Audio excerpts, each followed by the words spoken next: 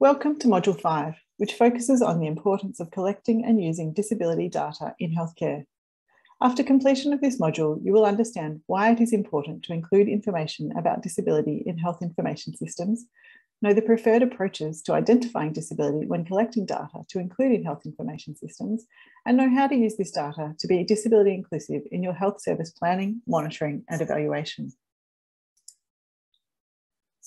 Accurate, timely, and accessible healthcare data plays a vital role in the planning, development, and maintenance of a quality healthcare service. However, data about disability is often lacking, which results in people with disability being excluded from health services and activities and their needs being overlooked. Collecting data on disability allows the data to be disaggregated by disability or broken down into subgroups, for example, people with disability and people without disability. Being able to disaggregate data allows us to make comparisons between subgroups. If data are collected on the age, gender, and disability of people attending a health facility, for example, then it is possible to make comparisons between men, women, boys, and girls with and without disability and identify similarities and differences in patterns of these groups in accessing or receiving healthcare at that facility.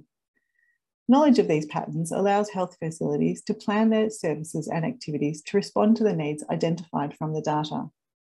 Ongoing collection and analysis of data, including disability data, enables monitoring and evaluation of disability inclusion in your health service. A health management information system, sometimes called a routine health information system, is a facility-based data collection system that collects routine health information used to support the planning, management, and decision-making of health facilities. The data collected provides a picture of the health status of the patient or client population, the health services provided, and the resources needed to provide services. It may include the number, type and age of patients, types of conditions, treatments provided, and referrals made, as well as data on the inputs or resources needed to provide the services. Sources of this data include individual patient health or medical records, clinic attendance records, and human resources and supply and equipment records. This data is usually collected by healthcare services in the course of their work and through routine health facility surveys or audits. But it is vital that health services take action to mainstream disability inclusive data collection into their health management information systems.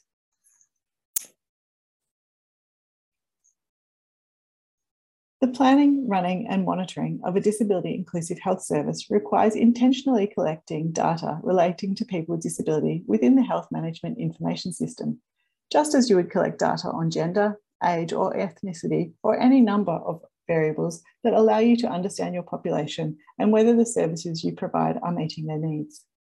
Collecting disability data does not have to mean creating a whole new data collection system. You can simply integrate the collection of disability data into your existing systems, such as into patient registration. Next, you need to determine how you will ask about or identify disability in your data collection.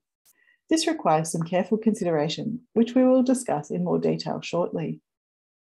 As with all other aspects of disability inclusive practice, it is recommended that you involve people with disability to advise on your data collection methods, including drafting questions and how to adapt materials to ensure they are accessible. Once you have integrated your questions on disability into your data systems, make sure all staff understand the importance of collecting disability data and ensure that these questions are completed. There have been reports of questions being included in patient registration forms to ask about disability, but these questions being left blank.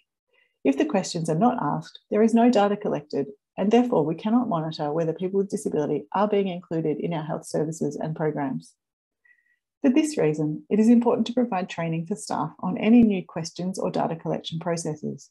And within this, include training on disability inclusive communication strategies so that staff will feel confident in collecting information from people with a range of impairments. This is likely to have an impact on the accuracy of data and therefore how useful the data is in your monitoring, evaluation, and planning.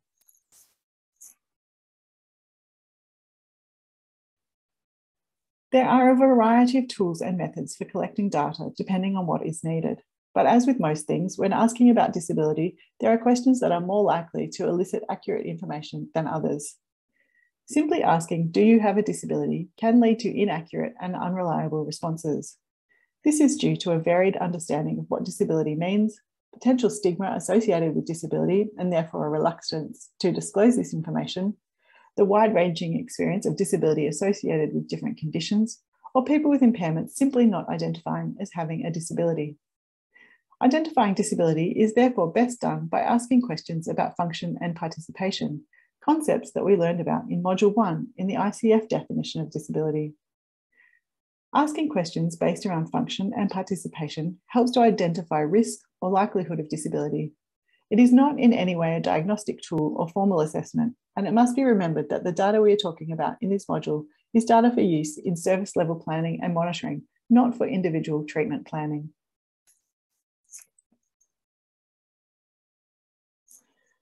So if we do not simply ask, "Do you have a disability?" what should we ask? How do we ask about function or participation? On this slide and the next, we have given some examples. The examples we have provided are based around the Washington Group short set of questions, which is one tool that can be used to identify disability in data collection. The Washington Group short set of questions includes 6 questions. In your data collection, it is likely you will need to ask a few questions, like in the Washington Group questions, in order to capture the range of possible impairments that may contribute to disability. You may wish to include questions such as, "Do you have any difficulty walking or moving any part of your body? Do you have any difficulty seeing, even if wearing glasses? Do you have any difficulty hearing, even if using a hearing aid? Do you have any difficulty speaking or communicating with others? Do you have any difficulty remembering or concentrating? And do you have any difficulty doing any of your usual activities because of your difficulty with moving, seeing, hearing, communicating, remembering, or concentrating?" As stated earlier, seek advice from your local disabled persons organisations to help with formulating the best questions to include in your data collection. Now that we have provided an overview of why it is important to collect disability data and how best to ask about disability, return to your workbook and complete the activities in steps 3 and 4 to apply this knowledge.